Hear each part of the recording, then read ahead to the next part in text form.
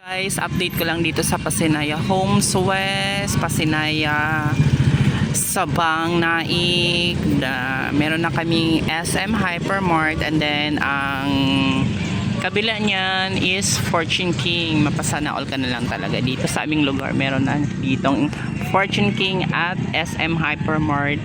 Kaya hindi na kayo masyadong mahirapan bibili pa, mag-grocery at saka yung mga ibang gamit.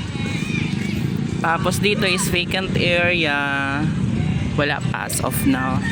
Tapos dyan ay Pasikhay Wet and Dry Market. O biruin mo yun, meron na kami niyan.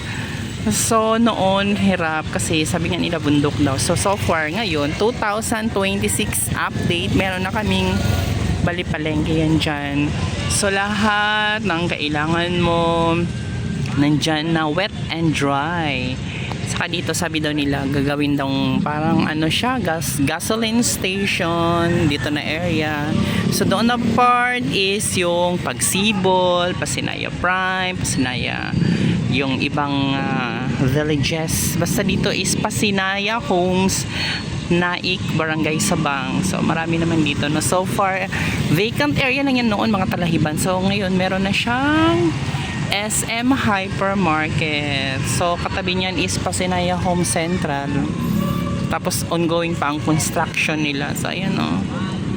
Yan, dito bakante pa. Pero ngayon ang dami ng mga tao guys. Nakikita mo yung nakapark dyan, mga tao dyan, may mga tabi. Noon wala yan. So ngayon biglang nagsulputan na yun. Tapos dito banda is yung Pasighay Wet and Dry Market. So far, ang bilis niyang umasenso no, yung lugar namin as of July 2026. Kasi nga grabe ang tao dito.